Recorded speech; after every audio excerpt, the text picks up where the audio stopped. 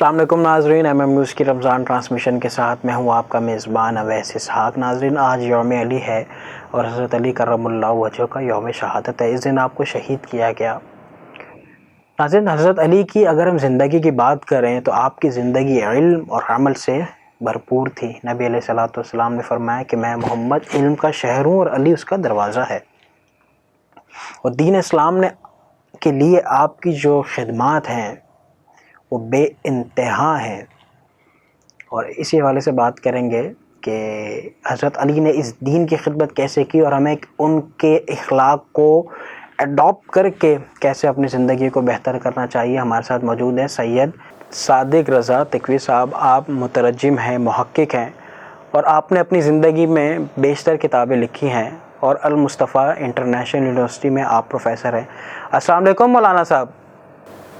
وعلیکم السلام ورحمۃ اللہ۔ حضرت کیسے مزاج ہیں؟ الحمدللہ، مالک احسان ہے، اللہ تعالیٰ آپ کے نماز روزوں کو قبول فرمائے اور ہم سب کو اپنی رحمت کے سائے میں ڈھانپے۔ آمین، بہت شکریہ۔ حضرت آج یوم شہادت ہے حضرت علی کرم اللہ وجہہ کا، تو اس حوالے سے ہم بات کر رہے ہیں کہ حضرت علی نے جو اس دین کی خدمت کی ہے، اور حضرت علی رضی اللہ تعالیٰ عنہ نے جس طریقے سے علم کے دروازے کھولے ہیں، علم کی بحشتوں کو کھولا ہے۔ نبی علیہ الصلوۃ والسلام نے خود فرمایا کہ علی جو ہے وہ علم کا دروازہ ہے۔ تو اس حوالے سے یہ بتائیے گا کہ آج حضرت علی کی تعلیمات اس امت سے اور اس نوجوانوں سے دور کیوں ہوتی جا رہی ہیں؟ بسم اللہ الرحمن الرحیم، اللہم صلی علی محمد وآل محمد وعجل فرجہم۔ یوم علی یوم شہادت خلیفہ رسول امام امت حضرت علی علیہ السلام وکرم اللہ وجہہ الشریف کی مناسبت سے امت مسلمہ کی خدمت میں اور آپ کے نیوز چینل کے توسط سے تمام مسلمانان عالم کی خدمت میں تعزیت پیش کرتا ہوں اور دعا کرتا ہوں کہ اللہ تعالی ہمیں ان کے حقیقی پیروکاروں میں سے قرار دے۔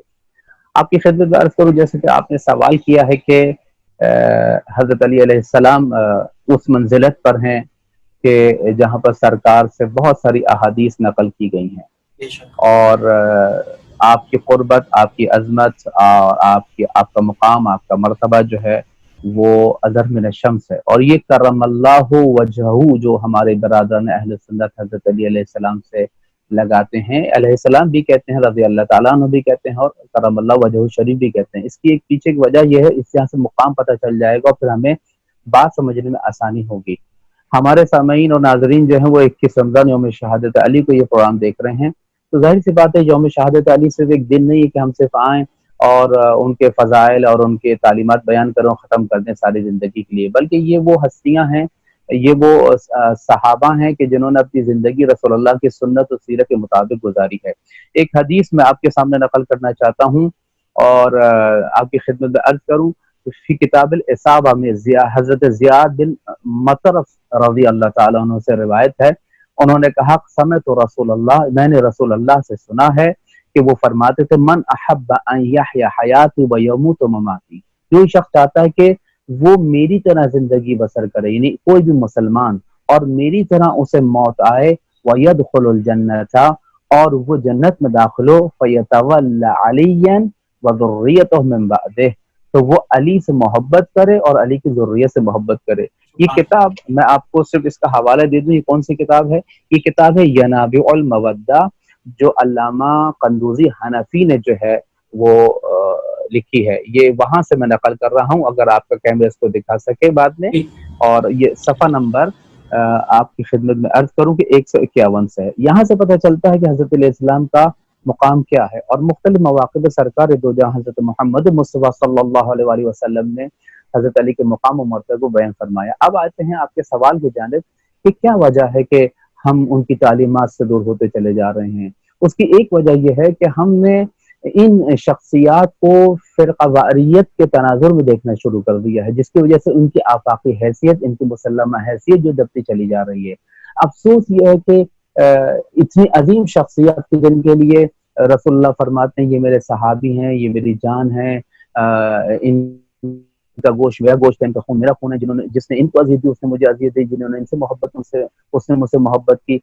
الغرض ہے کہ یہ وہ افراد اور یہ وہ ہستیاں ہیں، آخر کیا وجہ؟ اس کی وجہ یہی ہے کہ ہم جو ہے وہ در حقیقت شخصیات کو شخصی تناظر میں اور تعصب کے عینک سے دیکھتے چلے جا رہے ہیں، اور یہی وجہ ہے کہ آج ہماری نوجوان نسل جو ہے وہ ان حقیقی تعلیمات سے دور ہوتی چلی جا رہی ہے، اور آنے والے زمانے میں ہم جو ہیں وہ ان شخصیات کو جو ہے فرقہ واریت کے تناظر میں دیکھیں گے تو ان کی حقیقی اور آفاقی تعلیمات جو انہوں نے اللہ تعالیٰ کے دین کی حفاظت کرتے ہوئے، سنت رسول صلی اللہ علیہ وسلم کی حفاظت کرتے ہوئے ہم تک پہنچائی، وہ بھی فرقہ واریت کے شکار ہو جائیں گے۔ لہذا آپ کے توسط سے اویس بھائی میں تمام ناظرین اور سامعین کی خدمت میں عرض کروں کہ آئیے ایک دفعہ پھر ریویو کرتے ہیں، دہراتے ہیں کہ تاکہ جو ہے ہم اس سبق کو دوبارہ پڑھ سکیں کہ جو صحابہ اکرام رضی اللہ تعالی عنہم نے در حقیقت سنت و سیرت رسول سے پڑھا، اور اس میں سے افضل ترین ہستی جو تھی اور جن کا مقام، جن کا مرتبہ جو تھا وہ حضرت علی علیہ السلام مشخص تھا اور واضح تھا۔ اس بنا پر لازم و ضروری ہے کہ ہمیں ان کی تعلیمات کو مد نظر رکھنا چاہیے۔ اس سلسلے میں ایک کتاب حضرت علی علیہ السلام کے خطبات پر مشتمل ہے جس کو نہج البلاغہ کہا گیا ہے، اور اس کے مختلف ترجمے ہوئے ہیں اہل سنت علماء نے اور اہل تشیع علماء نے۔ شیخ محمد عبدو جو بہت بڑے اسلامی مفکر گزرے ہیں، ان کا بھی ایک شرح موجود ہے اس سلسلے میں، تو ان کی اس کتاب کو پڑھیں تاکہ اس سے اندازہ ہو کہ حضرت علیہ السلام اپنی امت سے کیا چاہتے ہیں۔ ماشاء اللہ حضرت، آپ نے کہا کہ ایک جو بڑی وجہ ہے وہ یہ ہے کہ ہم نے شخصیات کو، صحابہ کرام کو یا اہل بیت کو شخصی اعتبار سے دیکھنا شروع کیا ہے، اور اس میں فرقہ واریت کی جو بدبو ہے اس کی وجہ سے ہم ان شخصیات کی خوشبو سے محروم ہوتے چلے آ رہے ہیں۔ مفتی صاحب، مولانا صاحب یہ بھی بتائیے گا کہ کیا وجہ ہے کہ ہم اگر ان فرقہ واریت سے نکالیں اپنے آپ کو اور اتحاد بین المسلمین کی جہاں بات کی جائے تو یہ تو بہت اچھا ہو جائے گا کہ تمام جو مسلمان ہیں وہ ان تمام شخصیات کی زندگیوں سے سبق سیکھ کر اور اس کے اوپر اپنی زندگیاں لگائیں اور آخر میں انشاءاللہ جنت میں جانے والی بن جائیں۔ بہت اچھا سوال ہے اویس بھائی، اور حقیقت یہ ہے 2010 میں جب حج کے لیے تشریف لے گیا تھا تو وہاں پہ میری مختلف مکاتب فکر کے علماء سے ملاقات ہوئی، اور وہاں پہ میں نے جو ہے گفتگو کی تو ان کو بہت اچھا لگا، اور ہمارے تعلقات آج بھی قائم ہیں۔ میں نے ان سے یہ کہا دیکھیے دو نظریے پائے جاتے ہیں رسول اللہ کے بعد، ایک اہل سنت کا نظریہ ہے اور ایک اہل تشیع کا نظریہ۔ اہل سنت یہ کہتے ہیں کہ رسول اللہ نے اپنے بعد کسی کو جانشین مقرر نہیں کیا تھا، یہ امت کی ذمہ داری تھی کہ وہ اپنے درمیان سے کسی ایک خلیفہ کا تعین کرے، اور اس سلسلے میں جمہور اصحاب کا نظریہ ایک طرف تھا، کچھ اصحاب اس یوں کہوں کہ اس فکر یا نظریے کے مد مقابل موجود تھے۔ اس کے علاوہ اہل تشیع کا عقیدہ ہے کہ سرکار دو جہاں نے قرآن اور خدا کے حکم کے مطابق اور اپنی روایات میں اس چیز کو بیان کیا تھا کہ میرے بعد جو ہے وہ حضرت علی علیہ السلام جانشین ہوں گے۔ اس کی ایک علامت یہ ہے یا نشانی یہ ہے کہ جنگ تبوک میں جب سرکار دو جہاں مدینے سے تشریف لے جاتے ہیں تو حضرت علیہ السلام کو اپنا جانشین مقرر کرتے ہیں۔ الغرضی کے دو نظریے ہیں۔ میں نے ان علماء اہل سنت سے یہ کہا کہ دیکھیے، اور میں آج بھی بات کہتا ہوں اور بوانگ دہل کہتا ہوں اور سب جگہ کہتا ہوں، میں ایک شیعہ عالم دین ہوں، میں مکتب اہل بیت سے وابستہ ہوں، لیکن کبھی بھی میں اس بات کو پسند نہیں کرتا کہ اپنی بات دوسروں پر تھوپوں۔ اسی طرح میں بھی جتنے بھی اسلامی مسالک ہیں ان سے کہوں گا کہ آئیے آپ اپنی بات کو بہت اچھے طریقے سے بیان کیجئے، اپنی بات کو امپوز مت کیجئے۔ یہ جو عوامی پلیٹ فارم ہوتے ہیں، میڈیا ہوتا ہے، سوشل میڈیا، ٹیلی ویژن ہے، اخبارات ہیں، یہ فرقہ واریت کو فروغ دینے کے لیے نہیں، یہ محبتوں کو بانٹیں، محبتوں کو تقسیم کریں، محبتوں کو پیغام پہنچائیں۔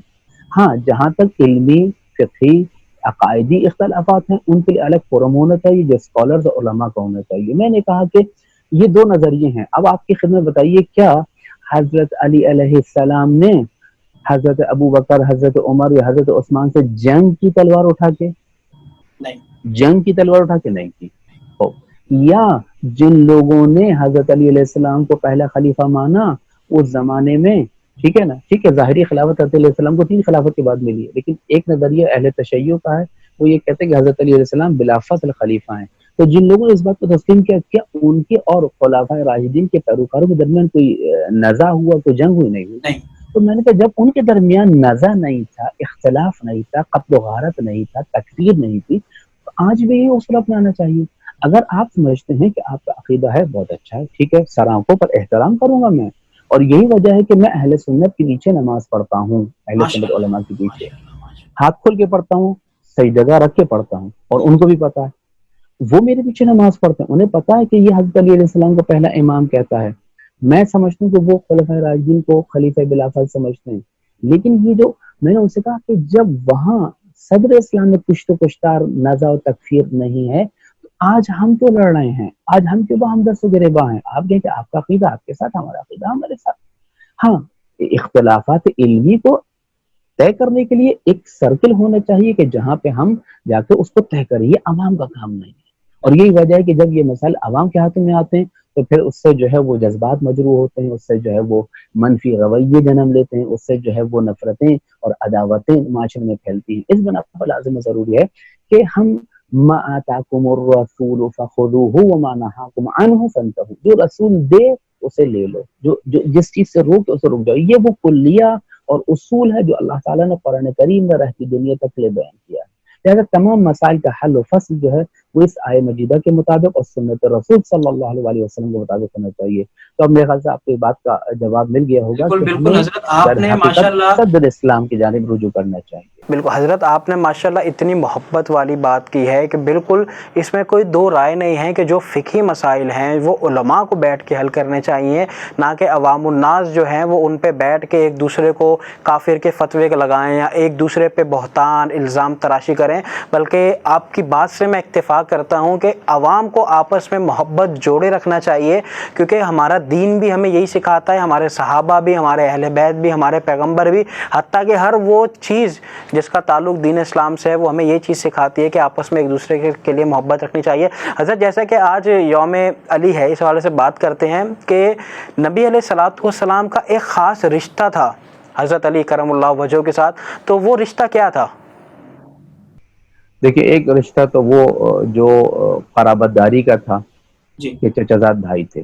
ماشاء دوسرا رشتہ یہ تھا کہ آپ داماد تھے. اللہ. لیکن اس سے بڑھ کر سرکار دو جہان ہے جن کے لیے قرآن کریم فرماتا ہے وما ينطق عن الهوى ان هو الا وحی یوحی، یہ ہمارا رسول اپنی مرضی سے کلام نہیں کرتا، جو کچھ بھی وحی اس پہ نازل ہوتی ہے یہ وحی کا تابع اور پیروکار رہتے ہوئے کلام کرتا ہے.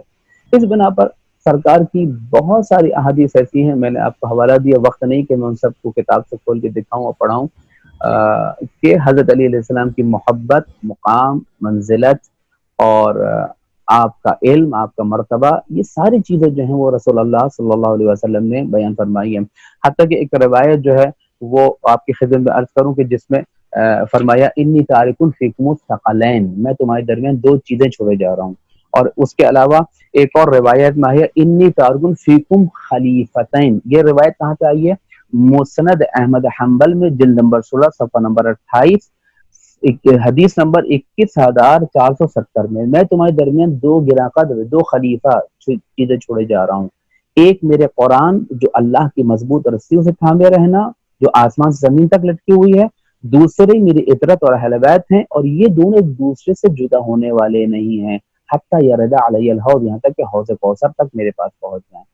پھر آپ نے فرمایا انا مدینۃ العلم وعلی بابها، میں شہر علم ہوں، علی اس کا دروازہ ہے. ظاہر سی بات ہے کہ جو شہر ہوتا ہے نہ اس کی چھت ہوتی ہے،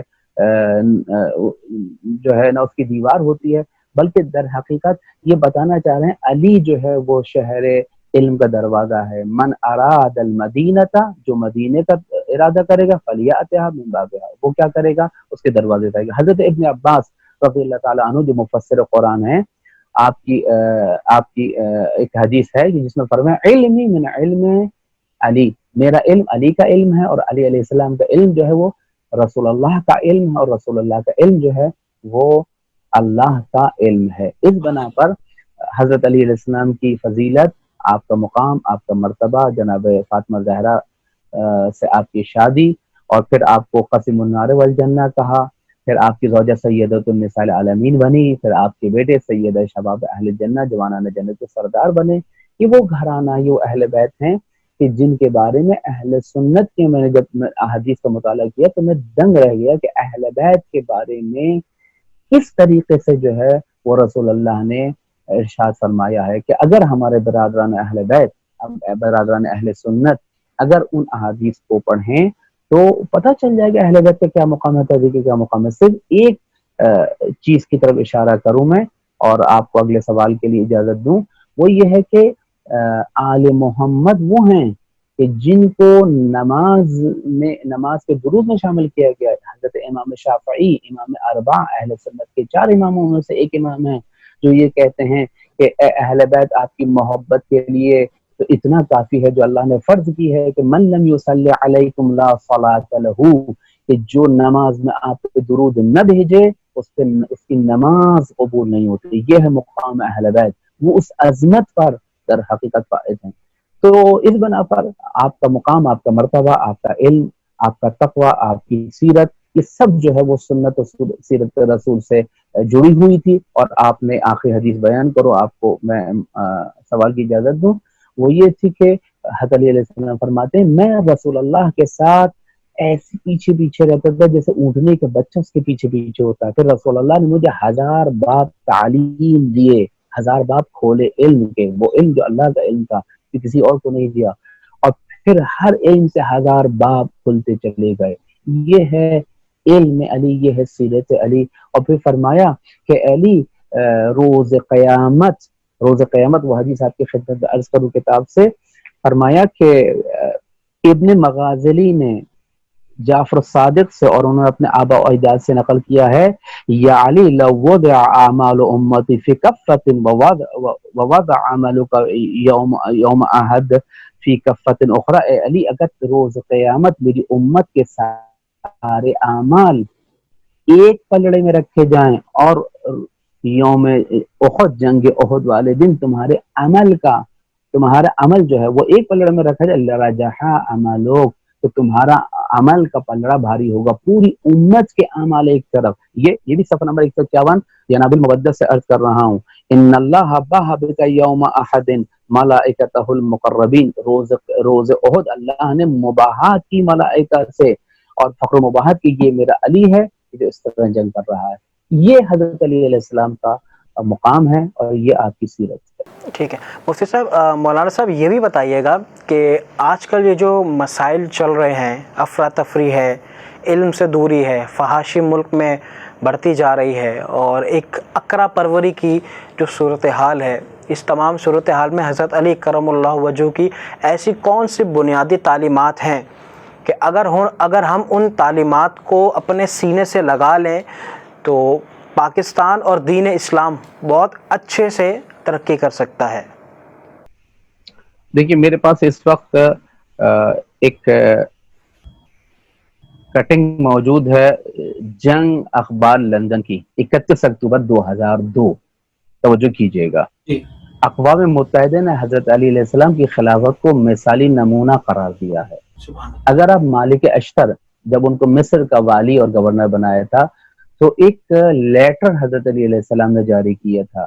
اگر وہ لیٹر ہمارے تمام گورنمنٹ اور عہدیداران اگر اس کو پڑھیں بلا تفریق، جو کوئی بھی سوشل اسٹیٹس کے مطابق کوئی بھی مینجمنٹ کے دنیا میں کام کر رہے ہیں، یہ ان کے لیے راگوشہ ہے. پہلی بات تو یہ ہوگی. دوسری بات یہ ہوگی کہ حضرت اسلام کی اخلاقی تعلیمات نہج البلاغہ میں موجود ہیں، اس کو ضرورت ہے ہمارے سامنے کھولنے کی. تیسری بات یہ کہ اس وقت ضرورت، آپ نے جیسے کہا کہ اوریانی ہے، فحاشی ہے، نفسہ نفسی ہے، اور اس وقت جھوٹ بول بول کے لوگوں کو جو ہے وہ گمراہ کیا جا رہا ہے. اس وقت دجالی نظام کے لیے لوگوں کو آمادہ و تیار کیا جا رہا ہے.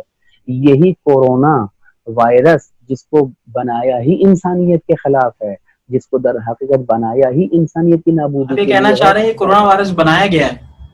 جی ہاں، یہ تو یعنی دنیا کے سامنے آ رہا ہے کہ وہ کون سی لیبورٹریز تھی جہاں پہ بنایا گیا. وبائی مرض نہیں ہے، وبائی مرض ہے، لیکن یہ وبائی مرض کو جان بوجھ کے پھیلایا گیا ہے تاکہ وہ امپیریلزم جس کو ایک بڑی طاقت عالمی سامراج دنیا پہ تسلط کے لیے در حقیقت خواب دیکھ رہا ہے، اس کے اسٹیپس کو تیار کیا جائے، دجالی نظام کو در حقیقت جو ہے وہ نافذ کیا جائے.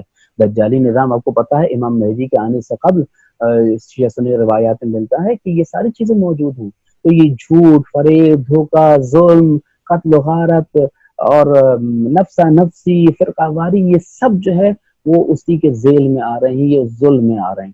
اس بنا پر ہمیں ضرورت سمجھ کی احتیاطی تدابیر کریں، ڈاکٹر کے مطابق عمل کریں، طبی ماہرین کی ہدایات عمل کریں لیکن یہ جھوٹ جو بولا جا رہا ہے، یہ جو دہشت اور وحشت پھیلائی جا رہی ہے تاکہ لوگوں کو خوف و ہراس مبتلا کر کر اپنی ویکسین کے لیے آمادہ و تیار کیا جائے اور ان کو پہلے سے زیادہ معروف کر کے ان کو اپنا غلام بنایا جائے، تو میں سمجھتا ہوں کہ یہ بایولوجیکل وار ہے۔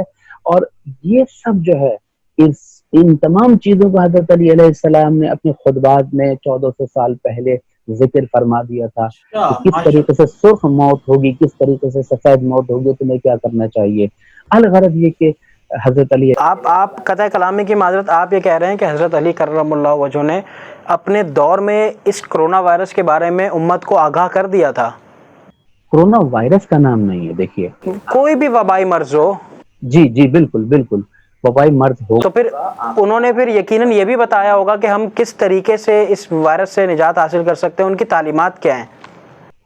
وہی عرض کر رہا ہوں کہ یہ جو فتنہ ہوتا ہے نا، فتنہ جب آتا ہے تو پھر حق اور صحیح میں، حق اور باطل میں پہچان مٹ جاتی ہے، رائٹ اور رانگ کی پہچان مٹ جاتی ہے۔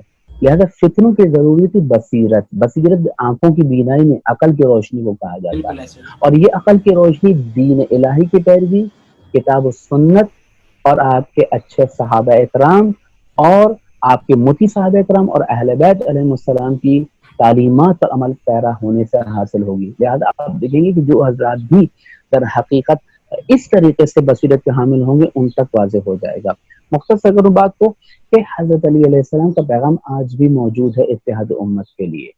حضرت علی علیہ السلام فرماتے ہیں اپنی آخری وصیت میں کہ حضرت علی دو گروہ دیکھ رہے ہیں، دنیا کو دو حصوں میں دیکھ رہے ہیں، جس آج ہم بالکل اس کووڈ 19 کی صورت میں ہمیں نظر آتی ہے، ایک ظالم اور ایک مظلوم۔ حضرت علیہ السلام فرما رہے ہیں کونا للظالم خصما وللمظلوم عونا، یہ نہج البلاغہ ہے اور اس کا مکتوب نمبر، لیٹر نمبر 47 ہے۔ اس میں حضرت علی علیہ السلام یہ وصیت تحریر فرماتے ہیں، خود لکھتے ہیں یا اپنے بچوں سے کہتے ہیں، یہ لکھی گئی ہے۔ فرماتے ہیں کونا للظالم خصما وللمظلوم عونا، کہ اے حسن و حسین اور جس تک میری وصیت پہنچے، دنیا دو حصوں میں ڈیوائڈ ہے، ایک ظالم اور ایک مظلوم، ٹھیک ہے۔ تم مظلوم کے حامی بنو۔ یہ مت دیکھنا اس کا عقیدہ کیا ہے، وہ شیعہ ہے، سنی ہے، بریلوی ہے، کون ہے وہ، حتیٰ کہ دیکھیں میں بہت بڑی بات کروں، اگر مظلوم ہے اور قادیانی بھی ہے، اگر مظلوم ہے مسیحی بھی ہے، اگر مظلوم ہے کافر بھی ہے، اگر مظلوم ہے کوئی جانور بھی ہے، تو اس کے لیے جو آواز حق بلند کرو۔ ہمارے یہاں ہندوؤں کو مارا گیا، مسیحوں کو مارا گیا، جلایا گیا، قتل کیا گیا، شبے کی بنیاد پر یونیورسٹیز میں قتل کیے گئے، کیوں؟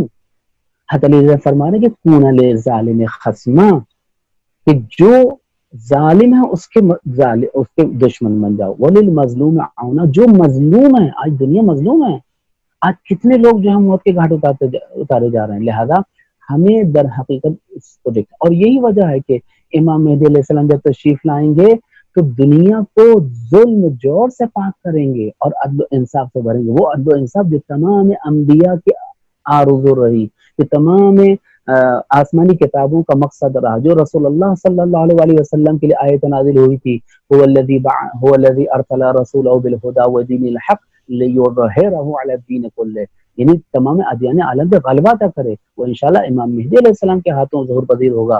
اور حضرت علی علیہ السلام در حقیقت یہ بتانا چاہ رہے ہیں کہ دیکھو جتنا تم ہماری تعلیمات عمل کرو گے، قرآن و سنت اور اہل بیت کی تعلیمات عمل کرو گے، اپنے علم اور اپنے عمل اور اپنے عقیدے کو باہم کرو گے۔ ہماری مصیبت یہ ہے افراط و تفریط، ہم عقیدہ رکھتے ہیں بھائی وہ بہت اچھے تھے، رسول اللہ بہت اچھے تھے، جمعہ مبارک ہو، لیکن جمعہ پڑھنے کو نہیں جائے گا، واٹس ایپ پہ ہم آپ کو ملیں گے جمعہ مبارک، بھائی جمعہ مبارک، بھائی روزے کیسے چل رہے ہیں؟ روزے بہت اچھے چل رہے ہیں، تم نے کتنے رکھے؟ کوئی بھی نہیں رکھا۔ تو ان کے گنگانے سے جو ہے در حقیقت مجھے کچھ ہونے والا نہیں ہے، وہ اچھے تھے، وہ نیک تھے، وہ پرہیزگار تھے، میں کیا ہوں؟ میں ان کی سیرت پہ عمل کر رہا ہوں۔ میں اگر شیعہ ہو کر، آپ سنی ہو کر، کوئی بریلوی ہو کر، میں فی الحال ایک وہ تقسیم جو ہمارے معاشرے میں رائج اس کا عرض کر رہا ہوں، کوئی اہل حدیث ہو کر، کوئی فکر عقیدہ رکھے، یہ کہے کہ جناب وہ بہت اچھے تھے لیکن میں ان کی تعلیمات پہ عمل نہ کروں، تو کیا فائدہ؟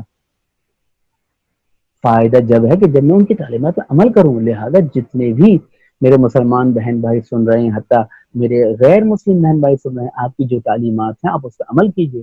اگر بائبل کی تعلیمات ہیں آپ اس پہ عمل کیجئے۔ آپ جو ہے اس کو دیکھیں گے، اس میں انسانیت کا پیغام ہے. آپ قرآن کے پیغام کو دیکھیں، اس میں انسانیت کا پیغام ہے. اہل بیت اور صحابہ کے پیغام کو دیکھیں، اس میں انسانیت کا پیغام ہے.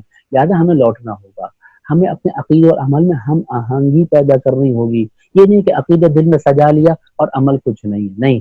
ہم مسلمانوں کی بدبختی ہی یہی ہے کہ ہم نے نعرے تو بہت لگائے، فلاں زندہ باد، فلاں مرد باد، جھنڈوں میں جھنڈا، نبی کا جھنڈا، نعرے حیدری علی، لبیک یا رسول اللہ، لیکن ہم نے جو ہے ان کی تعلیمات پہ عمل کیا نہیں کیا.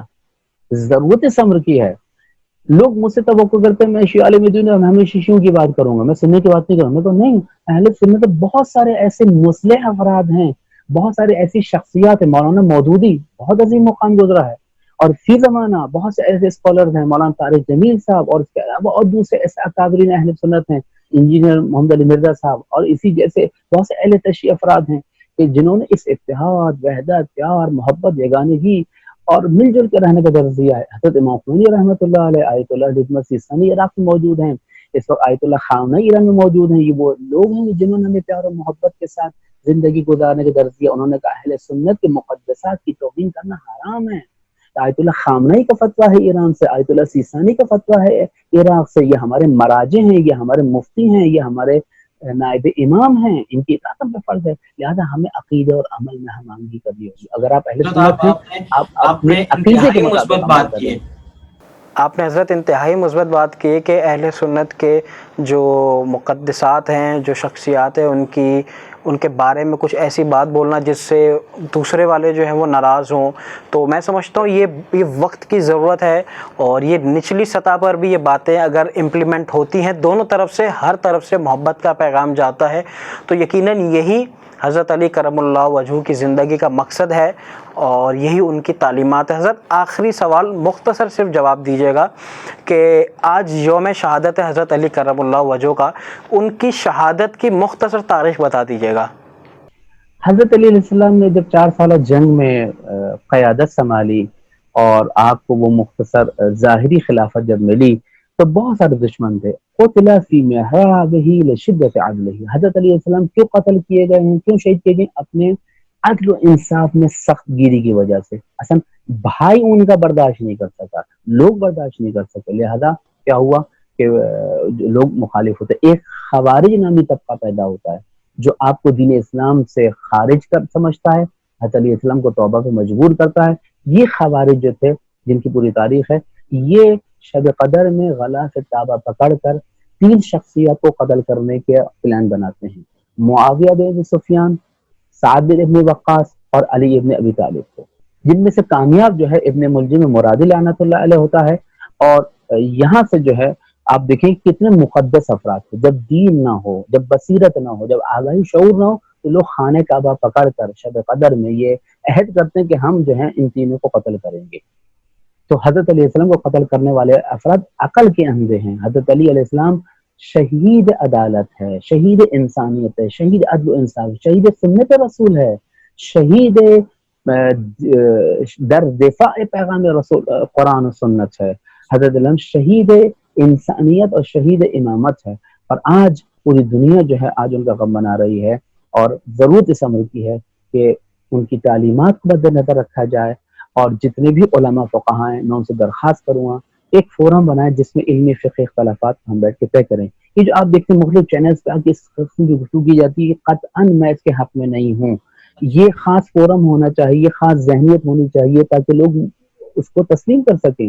نہ یہ کہ آپ لا کے جو ہے وہ ایک دوسرے کے مسائل کو پیش کریں، جیسے کہ ابھی ایک نجی چینل پہ ہوا، اور سے جو ہے ایک منفی رویہ جنم لیتے ہیں. اختلافات ہیں، دوریاں کچھ ہیں، لیکن جو ہے وہ بہت کم ہیں، مشترکات زیادہ ہیں ہمارے پاس. اس بنا پہ لازم و ضروری ہے ان مشترکات پر غور کریں، جمع اور ہوں، تاکہ اتحاد بین المسلمین کے ساتھ ہم اپنے ملک کو جو اس وقت بہت نازک دور سے گزر رہا ہے، اور اس وقت دشمن کی نظریں دائیں بائیں سے اس وقت اس کی جڑوں کو اکھڑنے کے لیے جو ہے ان کی نظریں گڑی ہوئی ہیں. ہمیں چاہیے کہ اپنے ملک کو مضبوط کریں اور اتحاد کے ذریعے سے پوری امت مسلموں کو پیغام دیں.